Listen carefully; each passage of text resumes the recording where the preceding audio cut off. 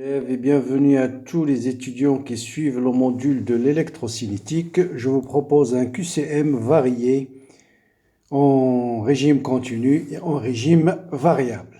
Donc voilà les QCM. Donc question 1, on vous dit une source réelle continue dont on connaît deux points de fonctionnement. Le premier de coordonnées 10, 2, le deuxième de coordonnées 6, 4. Ça suffit pour déterminer la résistance interne de ce générateur. Vous avez trois choix. À vous de trouver la bonne réponse. Bien, question 2. Que vaut l'impédance interne de dipôle ci-contre? Le dipôle vu entre le point A et B. En fait, ça revient à vous dire tout simplement quelle est l'impédance de Thévenin, du générateur de Thévenin équivalent vu entre A et B. Donc vous avez quatre réponses. Certainement, l'une d'entre ces quatre-là, vous allez les trouver en cherchant l'impédance de Thévenin. Question 3. Vous avez une source de tension qui alimente le dipôle, c'est une source de courant de 10 ampères. On vous dit que la puissance dissipée dans chaque résistance vaut 100 watts. Les puissances réactives au niveau du condensateur, c'est moins 50 var. Au niveau de la bobine, c'est 150 var. Avec ces données-là, il faut trouver l'impédance équivalente de ce dipôle-là.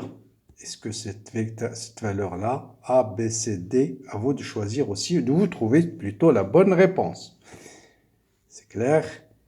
Question 4. On vous dit un circuit LC série, dont on vous dit XL égale à moins 3 XC à une certaine fréquence. Pour que le circuit soit à la résonance, il faut que la fréquence d'alimentation soit, par rapport à celle-là, soit divisé par 3, par racine de 3, multiplié par 3, divisé par racine de 2. Bien. Question 5, un petit jeu de calcul de différence de potentiel. Quelle est la valeur de la tension en bord de la résistance R? Sachant que cette tension-là, c'est U. Donc, est-ce que U sur 10, 3, U sur 5, U sur 2, U sur 8? Bon, pas très difficile. Question 6. Quelles sont les conditions pour que les deux sources ci-dessous soient équivalentes? Pour que ce circuit soit équivalent à celui-là, il faut que soit R1 égale à R3, U égale à R4 fois I, ou bien cette condition-là, ou bien cette condition-là, ou bien cette condition-là.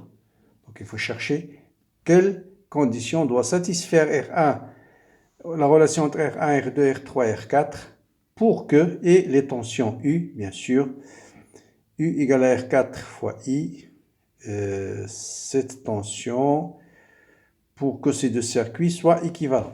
Bien. Bon, question 7, c'est relativement simple, ça concerne le diviseur de courant. Donc un courant qui traverse une résistance R, 2R, 3R, quel est le courant I3? Est-ce que cette valeur, celle-là ou celle-là? Question 8, là il y a un peu de calcul, soit le circuit ci-dessous alimenté en régime continu lorsque I1 et CD sont inconnus, sachant que I1 il est inconnu et CD est inconnu. Tout ce qu'on connaît, c'est ce courant-là et cette tension-là. Et bien sûr, les valeurs des résistances. Avec ça, vous allez répondre à ces questions-là. Quelle est la valeur de le courant qui traverse 6 ohms? Donc celui-là, c'est le plus simple à déterminer. Si vous connaissez celui-là, vous allez déterminer la tension IAB.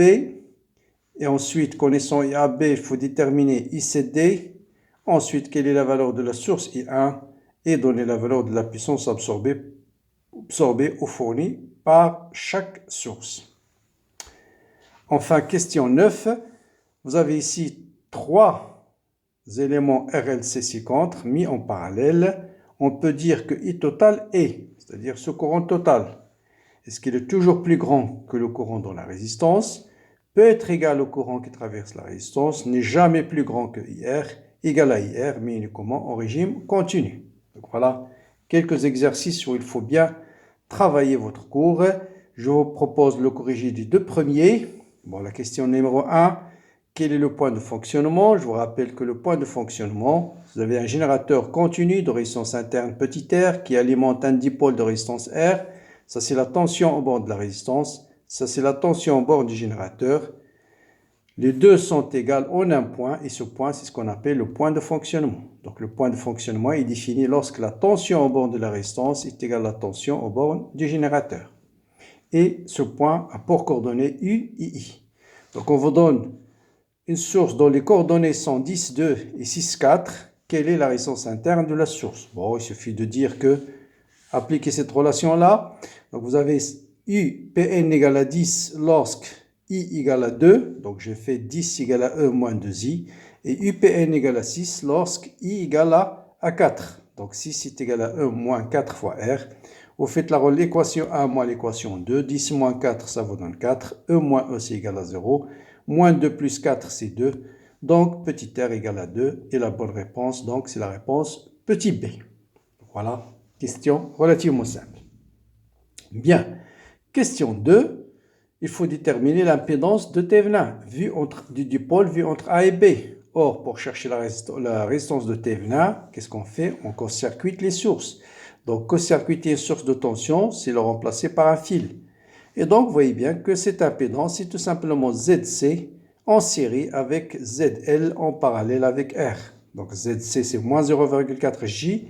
I2 en parallèle avec 4. Donc, ça, c'est XL qui est égal à 4. Ça veut dire ZL égale à 4J. Donc, ce sera 4J fois 2 sur 2 plus 4J. Après, il suffit de multiplier, je simplifie d'abord par 2, donc je vais avoir 1 plus 2J, ensuite je multiplie par le conjugué de 1 plus 2J en haut et en bas, comme ça j'ai un dénominateur réel qui est 1 plus 2J facteur de 1 moins 2J qui est égal à 5.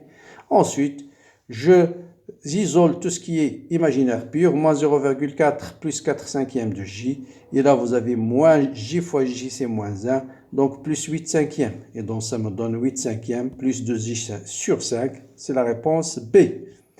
Voilà, je vous ai donné deux solutions, donc à vous de chercher les autres. Je vous souhaite bien sûr bonne recherche et probablement je ferai le corrigé assez bientôt. Voilà, bon courage, bonne continuation et à bientôt.